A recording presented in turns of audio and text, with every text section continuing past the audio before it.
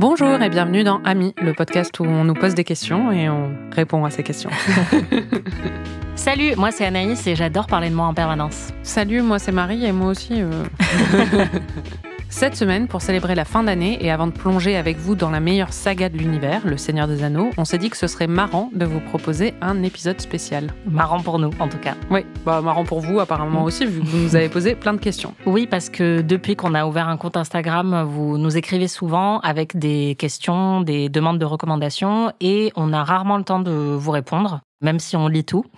Donc on a décidé de faire le tour de toutes vos questions et on va y répondre ici. Tu as hâte de répondre à toutes ces questions, Anaïs? Première question. Bah ouais, j'adore parler de moi, donc vraiment, allons-y. Moi aussi. D'ailleurs, on va commencer par la meilleure section, qui est sur nous, notre vie, notre œuvre. Il y a beaucoup de questions sur nous. C'est très flatteur. C'est Marie qui a sélectionné les questions, je dois dire. En fait, je les ai pratiquement toutes mises, honnêtement. Okay. Enfin, il y en a quelques-unes que j'ai pas mises parce qu'on n'avait pas vraiment de réponse. Mais celles où on a une réponse, elles sont dedans. Il y a eu plusieurs questions, figure-toi, sur l'origine de notre amitié et sur comment on s'est rencontrés. Comment on s'est rencontrés, Anaïs? On s'est rencontrés en école de journalisme. On ne s'est pas connus tout de suite, mais on a fait un voyage de classe à Deauville où on couvrait toutes les deux un événement professionnel féministe. Et à cette occasion, on a commencé à papoter de notre amour pour les mecs qui ont les cheveux gras, Julian Casablancas plus spécifiquement. Et de Buffy. C'était pendant une soirée quartier. Tout à fait. Et il y avait de la viande de grison et je me souviens que ça avait suscité un enthousiasme très intense chez toi. J'adore. Et moi, je savais même pas ce que c'était à l'époque comme charcuterie, donc ça a un peu changé ma vie. Et voilà, on s'est rendu compte qu'on avait plein de points communs et ça a été le début d'une grande aventure. C'est vrai. On nous a aussi demandé quelle était la première impression respective.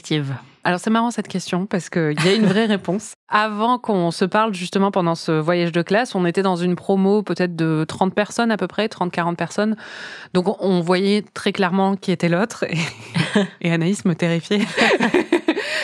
Non, à l'époque, il faut dire que tu avais une très longue frange qui couvrait une partie de tes yeux et que ta tenue préférée, c'était des très longs t-shirts de rock sur des collants un peu troués dans mon souvenir. Oui, ça arrivait, ouais. Et avec, je crois, un short dessous, mais ça couvrait carrément. T'avais un petit look très rockeuse, assez intimidant. Et en plus, quand t'étais concentrée en cours, tu souriais pas forcément parce que bon, c'est le fait d'être concentrée en cours, quoi. Et puis globalement, dans la vie, je souris pas trop. C'est ça. Si j'ai pas une raison particulière de le faire. Exactement. Et visiblement, l'école de journalisme ne t'en fournissait pas trop. Et on était en U, je me souviens. Et je me souviens que t'étais pile en face de moi et je m'étais demandé pourquoi elle me déteste. Alors que je savais pas du tout. Enfin, je te regardais pas en fait. Je pense que j'étais très focalisée sur mes propres pensées existentielles. Et du coup, quand j'avais appris qu'on allait à Deauville ensemble, j'étais là, oh, ça va être difficile. Elle va me. Mais oui, je me disais que vous. En plus, Anaïs, elle était avec les Cool Kids. Après, j'ai rejoint les Cool Kids aussi, du coup. Mais à cette époque, j'étais là, oh là là, ça va être horrible. Mon Dieu. Ce week-end avec les Cool Kids. En vrai, j'aime bien faire peur aux gens. Avant, ça me vexait, mais tout le monde me raconte une histoire similaire sur notre première rencontre. Donc maintenant, j'accepte le fait que je fais peur aux gens. Ben moi, j'étais très intimidée par toi aussi quand on s'est rencontrés. Enfin, pas quand on s'est rencontrés, mais quand je t'ai vue pour la première fois, parce qu'il faut savoir que Marie est très grande et moi, je suis petite. Donc, Marie, c'est un elfe. Il suffit de ça. Voilà, moi, je suis un petit troll. Un troll des cavernes. Non, mais je suis pas non plus 2 mètres de haut, quoi. Non, mais on a quasiment 20 cm qui nous séparent, toi et moi. Donc, j'étais très impressionnée par ta taille et t'avais l'air d'être quelqu'un plein d'assurance, ce qui n'était pas du tout mon cas à l'époque, malgré mon extérieur froid et intimidant. Et la rumeur courait sur toi et sur le fait que tu avais déjà fait un stage dans un média, ce qui n'était pas le cas de la plupart d'entre nous puisqu'on démarrait à peine l'école de journalisme. Et donc j'étais là, waouh, elle est déjà en avance sur nous. J'avais incroyable. 2 ans de plus aussi à l'époque parce que j'avais déjà fait un master. Bah pour moi c'était pas l'âge puisque j'ai jamais vraiment intégré dans ma tête que tu avais 2 ans de plus que moi, mais par contre oui, le fait que tu aies plus d'expérience, c'était très intimidant. Et donc je me souviens vraiment de la conversation devant l'école où on était là, ah ouais, Marie Telling, elle a déjà fait un stage à Rue 89, mais incroyable, c'est trop stylé. Et donc moi j'étais un peu jalouse, je pense, et intimidée parce que je me disais bon bah clairement, enfin il y a déjà un standard que je ne pourrais pas atteindre dans cette école et qui est Marie Telling. Et après j'ai appris à te connaître et je me suis rendu compte que tu étais une personne normale et pas effrayante à tout point de vue, donc on a réussi à s'entendre. Pas à tout point de vue. C'est ça. Tu restes toujours très intimidante et impressionnante. Merci. Il y a une question aussi qui nous demande si ce sont nos vrais noms. Non, moi je m'appelle Joséphine Brosse à chiottes. C'est ça. C'est ma réelle identité. Voilà. Et moi, j'ai pas réfléchi à un nom d'emprunt aussi drôle, donc voilà. Vous nous avez démasqués. Oui, ce sont nos vrais noms. C'est quoi cette question chelou? Il y a pas mal de questions sur je cite, nos aventures aux USA, dont une qui est pourquoi est-ce qu'on a quitté les États-Unis? Parce qu'on n'est pas américaine. Non, c'est ça. Déjà, pourquoi on y est allé avant de les quitter? C'est ça. C'était pour nos études, pour toutes les deux, même si on n'a pas suivi exactement le même cursus. Mais moi, en 3e année de licence, je suis allée vivre au Texas pour mes études. Et après, en 2e année de master, je suis allée passer un semestre à New York. Et il se trouve que cette année-là, toi, tu étais aussi partie étudier à New York, mais pour une durée beaucoup plus longue. Et moi, j'y suis allée, oui, une première année pour mes études aussi. C'était un premier master que j'avais fait en sciences politiques et c'était dans l'État de Washington, où j'avais passé 1 an là-bas. Et après, quand on était ensemble en master, la 2e année, je l'ai passée à New York aussi, pas dans la même université. Et c'était une année complète. Et après, en fait, comme j'ai été diplômée de cette université-là, j'avais le droit à un permis de travail qui permet de rester 1 an aux États-Unis, le temps de trouver un boulot et peut-être d'être sponsorisée pour un visa. Et j'ai commencé d'abord à faire de la pige. Je travaillais pour un média local où je couvrais les crimes à New York. C'était très rigolo et en même temps un peu traumatisant parce qu'il fallait parler à des familles de victimes et j'aimais pas du tout ça. Et après, j'ai été recrutée par BuzzFeed et ils ont sponsorisé mon visa. Et du coup, je suis restée en tout 7 ans à New York. Et pourquoi je suis partie? Parce qu'au bout d'un moment, ma famille me manquait. Le fromage, les baguettes.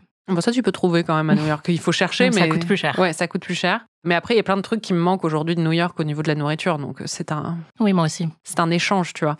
Je pense aussi qu'à New York, il y a beaucoup de gens qui vont et qui viennent. C'est difficile d'avoir un groupe très solide sur le long terme. Et je savais que j'avais ça en France, notamment avec toi. Et je me voyais pas faire toute ma vie aux États-Unis. J'étais dans un moment un peu charnière. Je venais d'avoir 30 ans et je savais que si je m'investissais plus et que j'y restais, j'y restais sûrement pour de bon.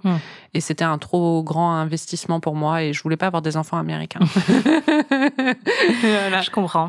Quel est votre parcours pro à l'une et à l'autre et vos études? On en a un peu différents toutes les deux. Moi, j'ai fait Sciences Po Bordeaux en études avec un premier master là-bas parce qu'il fallait faire 5 ans d'études à Sciences Po Bordeaux. Tu pouvais pas juste faire la licence et partir. Ouais.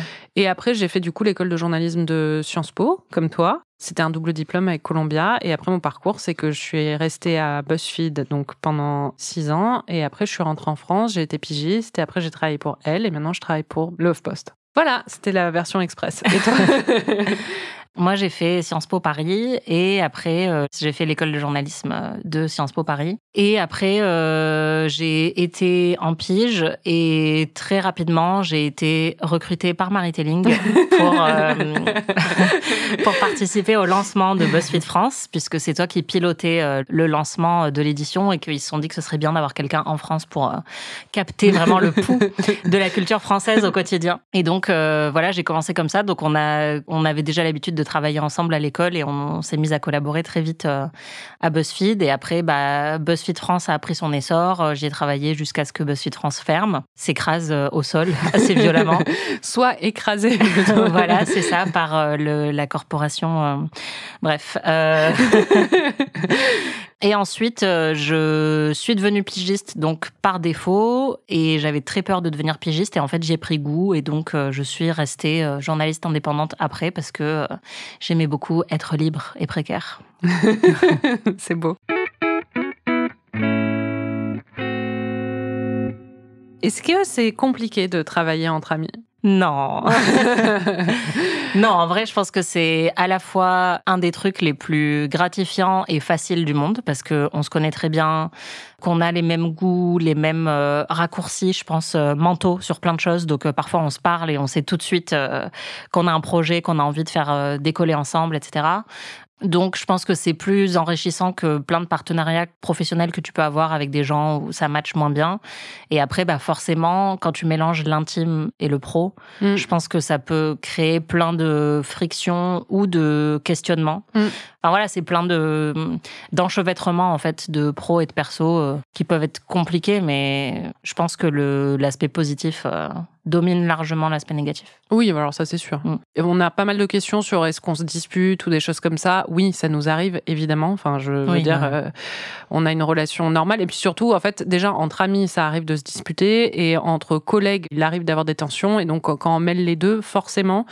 C'est d'autant plus délicat en plus parce que parfois, oui, les sources de tension qui vont exister plus dans l'intime vont se répercuter sur le travail ou des choses comme ça.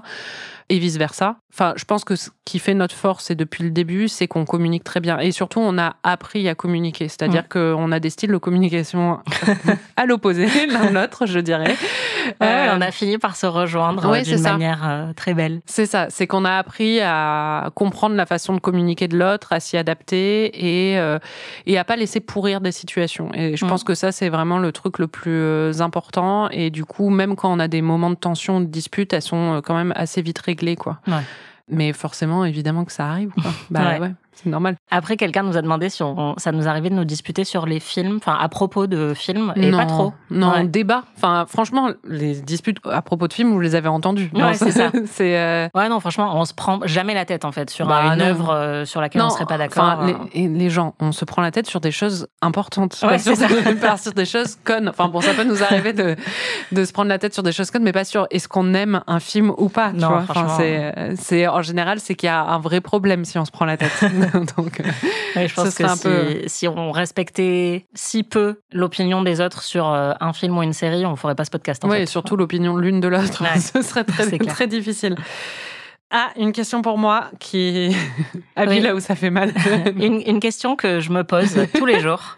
Donc merci à la personne qui l'a posée. Comment Marie fait-elle pour regarder autant de films ou séries cultes, entre guillemets, au moins une fois par an? Alors, parce que c'est vrai que tous les trucs dont on a parlé dans ce podcast, tu les regardes une fois par an. Non, pas tous les trucs, mais c'est vrai que je dis ça souvent parce que j'ai un côté marseillais. Mais ceci dit, il y a des films que je regarde, je pense, une fois par an, peut-être une fois tous les 2 ans ou tous les ans et demi. C'est plus des films que des séries, honnêtement. Après, il y a des séries que je revisite assez souvent. Comment je fais, c'est que je regarde peu de nouveaux films et de nouvelles séries. Honnêtement, cette année, les nouvelles séries, j'en ai vu pratiquement aucune. Ouais. Par contre, j'ai revu Parks and Rec, j'ai revu des épisodes de The Americans, j'ai revu VIP. Donc voilà, enfin, j'aime bien revisiter. C'était un peu un sujet aussi quand on parlait de Friends, c'est que pour moi, c'est des lieux réconfortants où me replonger, quoi. J'ai une soif de découverte parfois et une curiosité, mais il y a beaucoup de moments où la fatigue aidant, j'ai plus envie de me replonger dans un univers connu. Et donc, voilà comment je suis capable de revoir des films tous les ans et de trouver le temps, c'est parce que je regarde pas beaucoup de choses neuves, je pense. Parfois, moi, quand je revois certaines œuvres, je dis que je les ai revues, mais en fait, je les lancées et j'ai fait d'autres choses en même temps. Oui, Miss Détective, honnêtement, je le vois tous les ans, c'est sûr, mais il y a des passages où j'avance rapide, quoi. Ouais, voilà, tu le lances sur Netflix une fois par an, et après... Il y en a quand même que je vois. moi aussi, mais et après... Le Seigneur des Anneaux, je peux te dire que je le vois une fois par an. Mon Dieu. C'est un rituel dans un week-end qui est réservé à ça. Ouais, non, et puis je pense que c'était aussi un point commun qu'on avait toutes les deux quand on s'est rencontrés. Moi aussi, j'adore revoir des trucs. Ouais, c'est ça, on a toutes les deux une personnalité obsessionnelle et on aime revoir des trucs et les connaître par cœur. Donc, clairement, on s'entend très bien là-dessus. C'est vrai que moi, je pensais que tout le monde était comme ça. Et c'est après que j'ai rencontré des gens qui m'ont dit « Ah, mais tu revois les films, genre une deuxième fois ?» Mais même, je relis les livres, en fait, aussi. Ouais. Enfin, c'est-à-dire que mes livres préférés, je les ai lus plusieurs fois, alors que... Et du coup, il y a plein de livres nouveaux que j'ai pas lus non plus. Voilà. Chez qui regardez-vous les films ? Alors, on a un petit système. C'est ça. On a appris, là aussi, à avoir une relation équilibrée. Donc, on a décidé à un moment qu'il fallait que ce soit un chez l'une, un chez l'autre. Exactement. Donc, en général, quand c'est moi qui reçois dans le podcast, c'est chez moi. Et quand c'est Anaïs qui reçoit, c'est chez elle. Il y a eu une petite période où c'était surtout chez toi. Quand on a commencé la saison sur Friends, il y a eu des moments où, en fait, tu venais chez moi... J'étais en domicile fixe à l'époque, surtout. Je pense que c'est ça la clé. Tu venais de réemménager en France et donc tu squattais beaucoup chez moi en attendant de trouver ton propre logement. Et donc, on se faisait des soirées Friends et après, on venait débriefer à Slate, ce qui était très sympa. Voilà, c'est ça. Mais oui, plus souvent l'après-midi, c'est des questions très spécifiques. Je ne sais pas si les gens sont vraiment intéressés par ça. Si vous voulez imaginer, vraiment. Si vous voulez tout savoir, c'est plus souvent l'après-midi, le week-end, parce que c'est les moments... Parce que Marie s'endort le soir. Ouais, bah oui.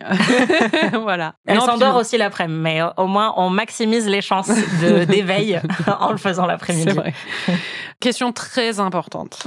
En mangeant quoi? Déjà, sur les boissons, je dirais qu'on boit toujours du thé. Oui, toujours. Sachez-le, et c'est a priori du thé noir. Ouais. Avec un peu de lait. Un nuage de lait. Voilà. Moi, de toute façon, c'est pratiquement la seule boisson que je bois, à part de l'eau. Et sinon, on grignote. C'est vrai que vous l'entendez assez souvent quand on enregistre les podcasts. souvent des viennoiseries ou des pâtisseries que Marie a achetées à l'avance quand je vais chez elle ou que Marie a achetées à l'avance quand elle vient chez moi. Globalement, t'es un peu l'administrée aux pâtisseries, quoi qu'il arrive. J'ai une très bonne pâtisserie à côté de chez moi qui s'appelle Léonie, pour les gens qui connaissent. Et ils ont des roulés au chocolat et à la cannelle et à la cardamome et des cookies qui sont très très bons. Parfois du fromage en cube aussi. Voilà, vous savez tout. Ou des cookies quand j'ai pris le temps de pâtisser à l'avance. Oui, c'est vrai. Quelqu'un a demandé comment est le canapé et comment est la télé. Alors, le mien est gris, le tien est bleu. Le mien est gris anthracite en vrai. Sur la description du site, c'est gris anthracite. Mais c'est un gris bleu foncé, oui. Ok. Et on a la même télé toutes les deux. Donc c'est pratique, on n'est pas trop dépaysés. C'est ça. Mais je sais pas la régler. C'est ça, les réglages de Marie sont différents, donc les couleurs sont beaucoup plus saturées quand on va chez elle. Et ça me heurte souvent. Moi aussi, ça me heurte, mais je sais pas comment le défaire. Très important. Anaïs, est-ce que tu as déjà revu Friends ? Eh bien, cher auditeur ou auditrice, sache que j'ai revu Friends plusieurs fois. Oh, ça y est, mon travail est fait. C'est ça, je me suis métamorphosée en Marie et ça m'est arrivé plusieurs fois, dans des moments de fatigue aussi, où j'avais vraiment pas la capacité mentale pour regarder quelque chose de nouveau ou de trop challengeant. J'ai remis des vieux épisodes de Friends. Ça m'est vraiment arrivé plusieurs fois.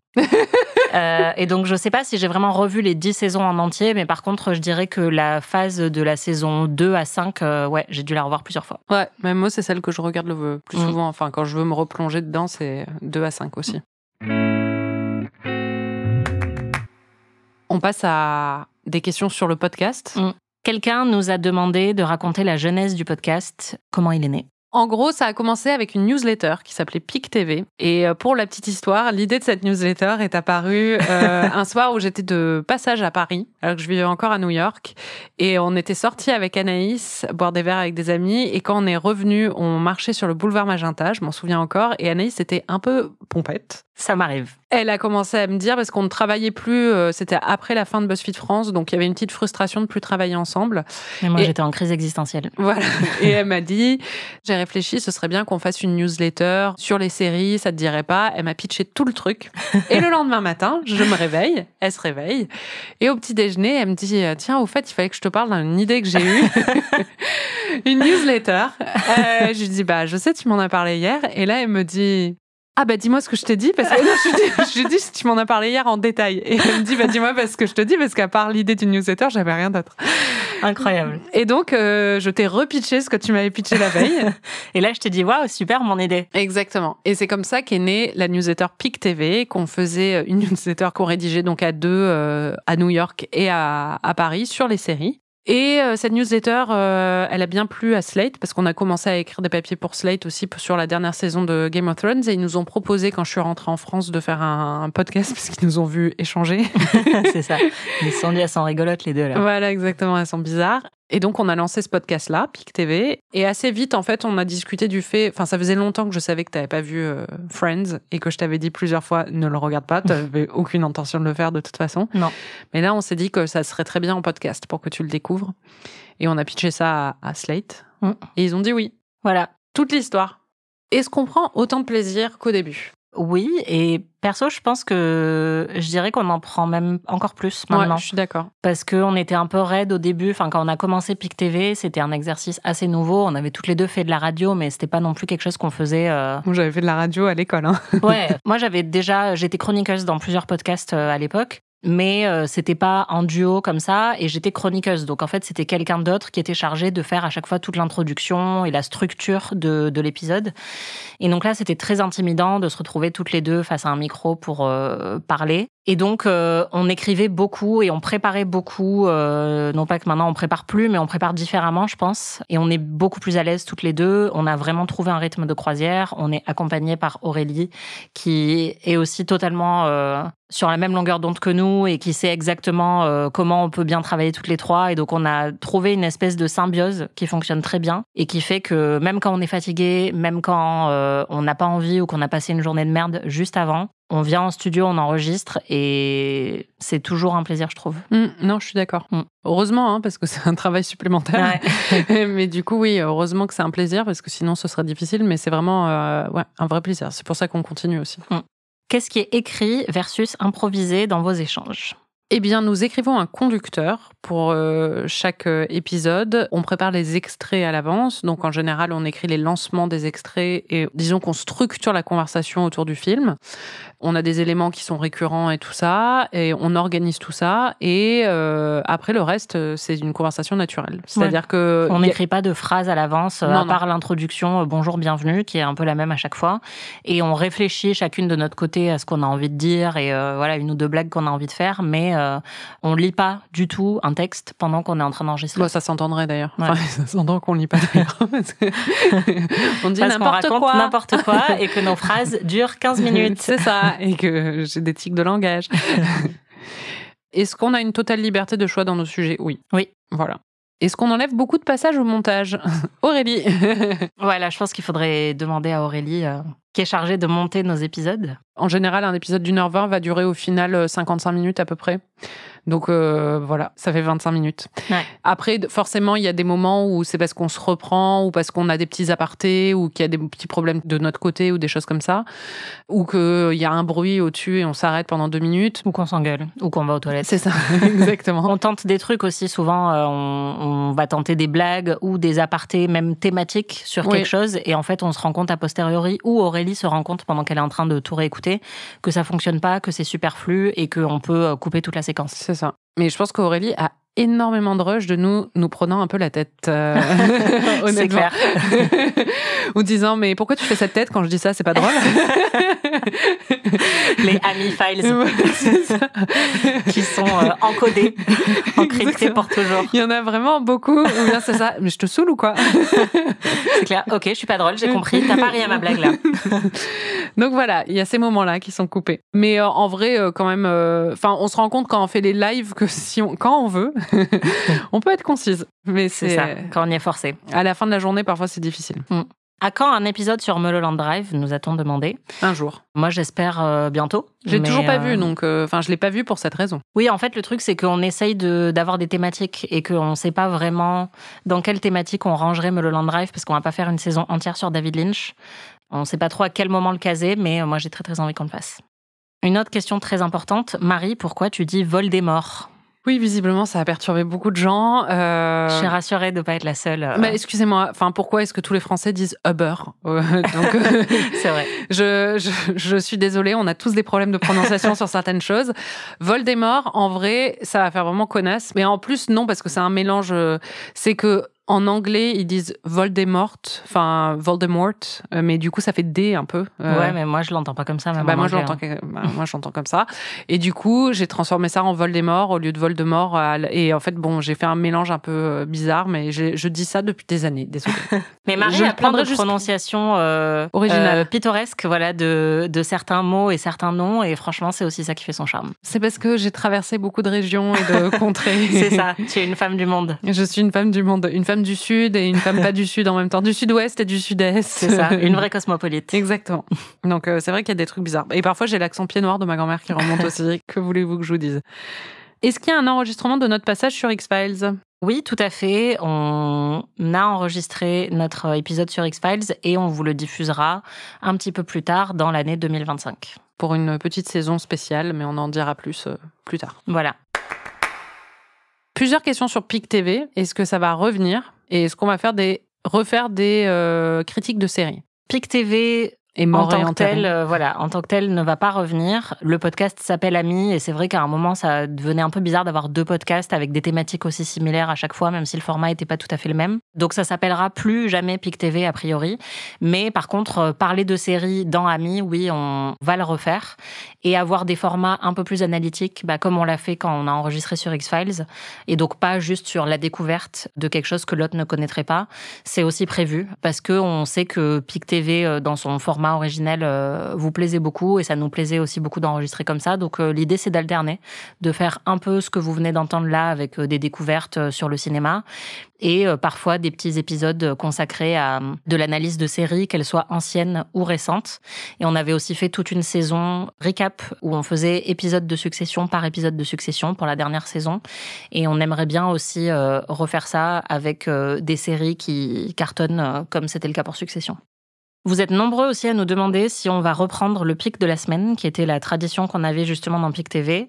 On va essayer. Nous aussi, on aimait bien ça. Après, c'est vrai qu'il y avait des moments où quand on arrivait, qu'on était un peu crevé en fin de journée, on se rendait compte qu'on avait oublié de préparer ce segment-là. Et c'est pour ça que petit à petit, il a glissé dans les ténèbres. Mais oui, on sait que c'est un format assez populaire. Donc, on va essayer, dès qu'on y pense et dès qu'on a des recommandations culturelles à vous faire, d'intégrer un petit pic de la semaine. Peut-être dans les petits épisodes du dimanche, quand c'est pas forcément pour vous dire ce qu'il y aura à l'affiche la semaine d'après. Peut-être qu'on mettra un petit pic TV, un petit pic de la semaine à la place. On a une question sur notre livre aussi, Le petit éloge des anti-héroïnes de série, chez Les Pérégrines, disponible dans toutes les bonnes librairies, probablement pas disponible en ligne, juste à temps pour Noël. Tout à fait. La question qu'on a eue, c'est quelles anti-héroïnes on ajouterait à la sélection. Moi, perso, j'en ai pas trop, mais toi, je sais que t'en as quelques-unes. J'aurais aimé rajouter Kim Wexler de Better Call Saul. La série n'était pas encore terminée au moment où on a bouclé le livre et je voulais quand même attendre de voir ce que la série réservait aux personnages avant d'être sûre à 100% que je voulais l'intégrer, mais j'aurais vraiment aimé qu'elle ait son petit chapitre. Je pense aux héroïnes de For All Mankind, série sur Apple TV+, et notamment le personnage de Molly qui me plaît beaucoup, qui à mon avis aurait pu totalement correspondre au cliché de l'anti-héroïne, enfin à ce qu'on voulait raconter sur les anti-héroïnes. En tout cas, des personnages d'anti-héroïnes, oui, il y en a eu des nouveaux depuis. Ah si, la plus importante, je pense, c'est Harper de Industrie. Et en réalité, tous les personnages féminins d'Industrie. D'ailleurs, on avait fait un épisode où on avait interviewé les créateurs de la série. Ils nous avaient dit que Mad Men était une grosse influence pour eux. Et c'est vrai qu'il y a beaucoup de personnages qui peuvent évoquer les personnages de Mad Men, en fait, que ce soit Betty ou Peggy. Vous nous avez aussi demandé des conseils. Donc, on va faire de notre mieux. Question très importante pour Anaïs, une question posée sur Insta. Quel film d'horreur tu me conseillerais de regarder à Noël avec ma nièce de 14 ans ? On commence depuis 2 ans à se faire une petite tradition. Pour le moment, on a regardé Le Sixième Sens et Shining, mais ça ne lui a pas vraiment plu. Elle n'a pas du tout eu peur. Bah moi, je vais lui dire, Conjuring. Ouais, alors je pense que Conjuring, elle va flipper sa race, donc peut-être pas. Enfin, je pense que 14 ans, c'est difficile à évaluer parce que moi-même, je pense que j'ai regardé beaucoup de ces films trop tôt et je n'ai pas d'enfant ou de nièce de 14 ans, donc j'avoue que je peux être un peu à côté de la plaque peut-être sur les âges, mais... Scream. Ouais, j'aurais dit Scream parce que c'est typiquement le film qu'on a tous regardé justement à l'adolescence et qui est un film d'horreur grand public, vraiment fun. Ça dépend si elle a pas aimé Shining et Le Sixième Sens parce que ça lui a pas fait peur ou si elle a pas aimé tout court parce que c'était peut-être des styles différents. Les 2 films sont des films surnaturels avec une question un peu de hantise soft. Donc, il faut peut-être voir s'il y a d'autres films d'horreur qui vont plus lui parler parce qu'il y a quand même plusieurs sous-genres. Donc, moi, je dirais peut-être tenter Halloween parce que c'est un slasher qui est assez fun et je pense qu'il est regardable par quelqu'un de 14 ans. Oui, bah c'est comme Scream, hein, en vrai. Ouais. C'est le genre de truc que tu fais regarder dans les pyjamas parties avec tes copines et là, si tu le fais avec ta tante à 14 ans, ça va. J'aurais dit aussi peut-être Alien, parce que là, c'est plus des monstres et de la science-fiction, donc c'est un autre genre et ça peut la faire marrer.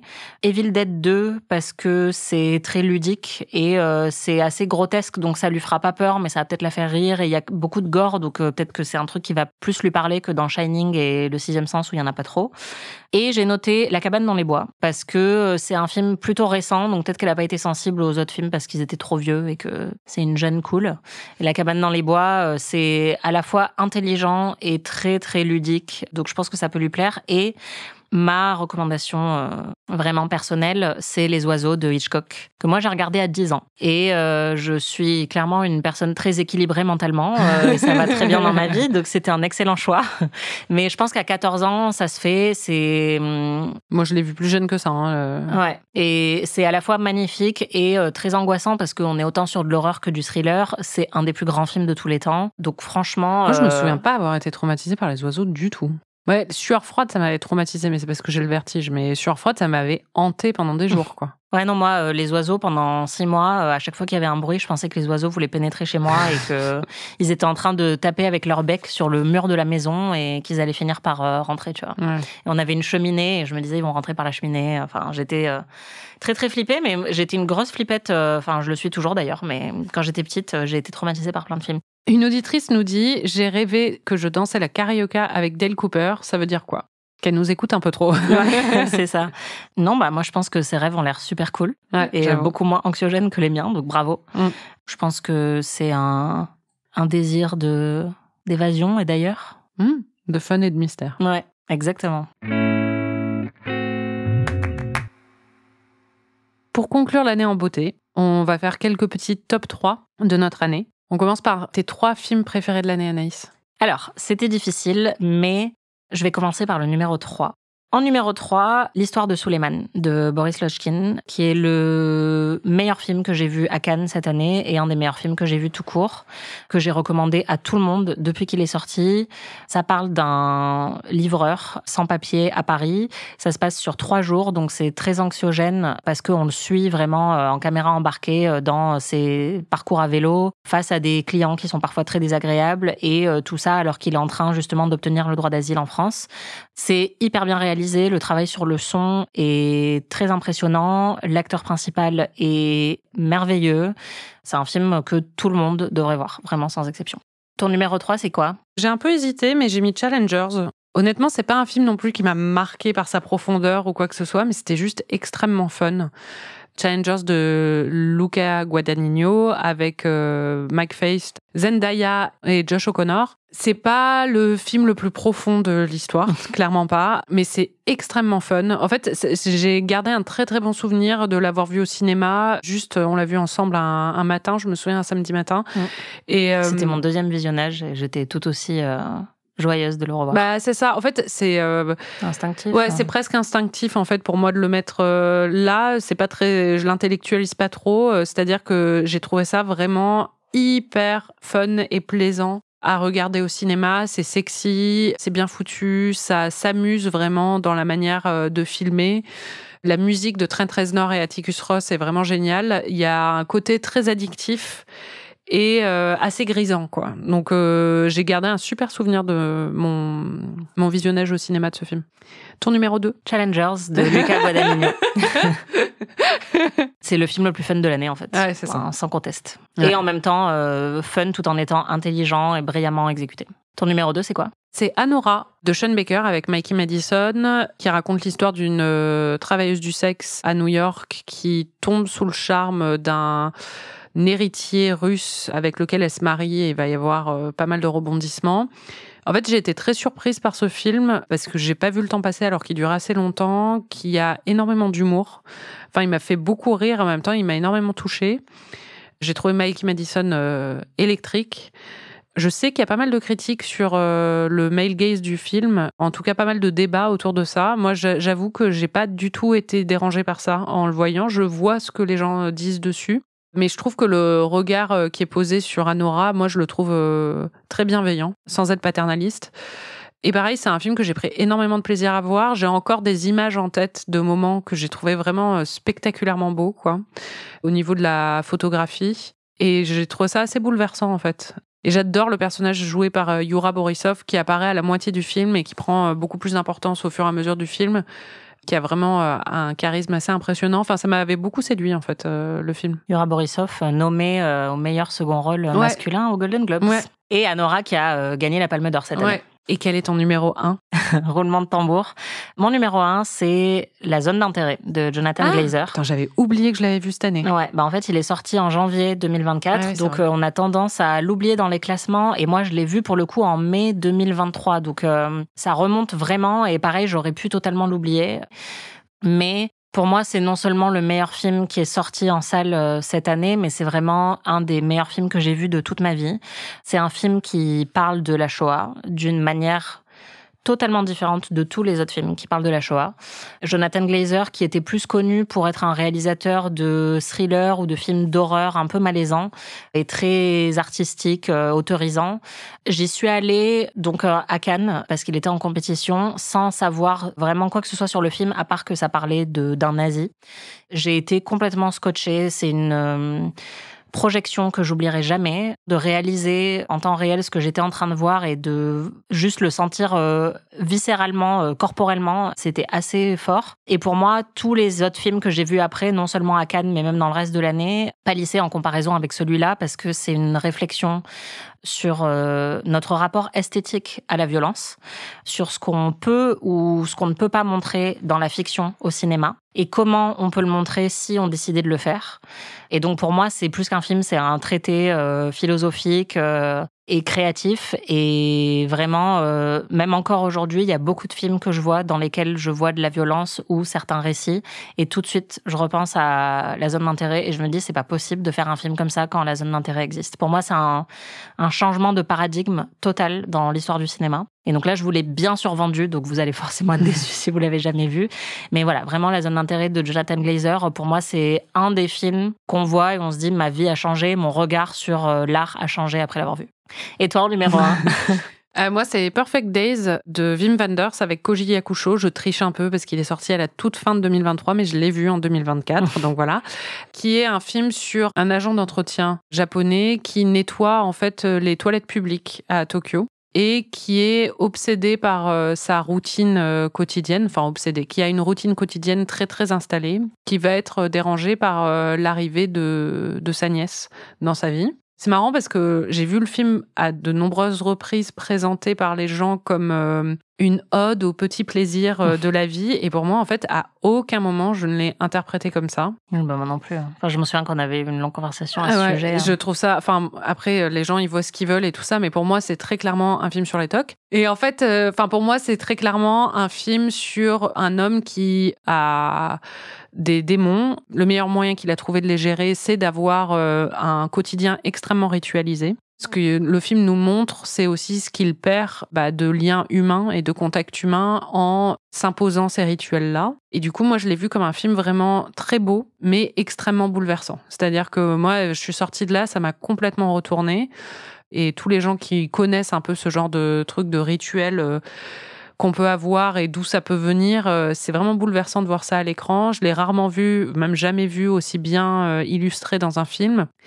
L'acteur principal est magnifique et c'est vrai qu'il y a des moments qui sont très très beaux, d'une douceur et d'une tendresse assez stupéfiante. Mais moi, je l'ai pas vu comme un truc, oui, justement, c'est pas Amélie Poulain, quoi. C'est pas un film sur les petits moments du quotidien qui sont trop mignons. Enfin, pour moi, c'est quelque chose de beaucoup plus tragique. Mais c'est ça qui rend le film magnifique, quoi. Il nous arrive aussi de parler de musique et d'écouter de la musique. Du coup, on s'est dit qu'on allait faire notre top 3 de nos artistes préférés. Mitski, que j'ai beaucoup écouté et que j'aime beaucoup. Son dernier album, on a l'impression d'être autour d'un feu de camp dans l'Ouest américain avec des sorcières. C'est trop, trop bien. Chappell Roan, qui a vraiment apporté énormément de joie dans ma vie cette année. Je chante ses chansons à tue-tête et dès que je les mets le matin, ça me met de bonne humeur et je trouve ses paroles réjouissantes et elle aussi. Vraiment, j'ai adoré. C'était mon coup de foudre de l'année au niveau musical et Taylor Swift. Je vous réfère à l'épisode qu'on a fait dessus qui dure 1h30. C'est clair. Et toi? Moi aussi, Taylor Swift, évidemment, fait partie du top 3. On est allé voir le Eras Tour. Je pense que le Eras Tour était un peu le monument culturel de l'année. Son nouvel album, pour moi, c'est un des meilleurs albums que j'ai entendu de ces dernières années. Donc, et évidemment, que j'ai écouté et saigné toute l'année. Donc, il y a Taylor Swift, il y a The Last Dinner Party, qui est un groupe de rock féminin anglais et c'est des jeunes femmes extrêmement talentueuses qui ont un univers très particulier, qui évoquent aussi un petit peu la sorcellerie et la sororité féminine, qui ont une apparence souvent sur scène à la fois très féminine et très rock et très particulière. Elles montent souvent dans les aigus, dans les chansons, donc il y a vraiment une revendication de la féminité extrême qui m'a beaucoup plu et c'est un peu ce que j'aime chez Chappell Roan aussi, c'est un peu le retour de figures féminines très très très féminines et en même temps très subversives dans leur manière dont elles dépeignent la féminité. Elles ont des chansons qui ont une structure, je trouve, très particulière. J'adore leurs paroles et je les ai vues 2 fois sur scène dans l'année et c'était vraiment des concerts incroyables. Elles ont soulevé Rock en scène alors qu'elles jouaient en semaine à 14h et c'était complètement ouf. Et après, je les ai revues à l'Olympia et c'était aussi vraiment survolté. Donc vraiment, je les adore. Et le 3e groupe qui a vraiment fait mon année, c'est Royal Otis, qui est un duo australien de petits choupis qui ont été vachement sur les réseaux sociaux cet été parce qu'ils ont fait plusieurs reprises, notamment une de Murder on the Dance Floor qui était aussi un peu la chanson de l'année. Et en fait, j'ai écouté leur musique toute l'année parce que c'est hyper feel good, très entraînant. C'est de la pop indie, enfin du rock indie, un peu pop. Et à tel point que je m'en suis lassée et que quand je suis allée les voir en concert à la fin de l'année, j'y allais limite en traînant des pieds parce que je me disais, j'ai saigné cet album, je n'en peux plus de l'écouter. Et en fait, c'était le meilleur concert que j'ai vu cette année. Ils avaient une énergie folle et le public était incroyable. Et donc voilà, vraiment merci Royal Otis parce que je pense que 70% de ma santé mentale cette année tenait grâce à eux. Et on vous fait pas de top série parce que Marie n'en a pas regardé. C'est exactement ça. Et moi, je vais faire un top écrit que vous pourrez retrouver sur slate.fr à la fin de l'année. C'était Amis.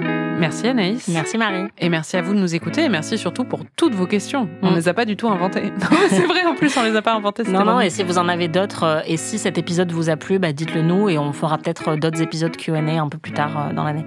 On se retrouve dès la semaine prochaine pour une nouvelle mini-saison sur la meilleure saga de tous les temps, Le Seigneur des Anneaux.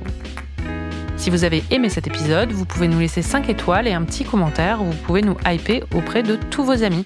On se retrouve la semaine prochaine pour de nouvelles aventures. Salut!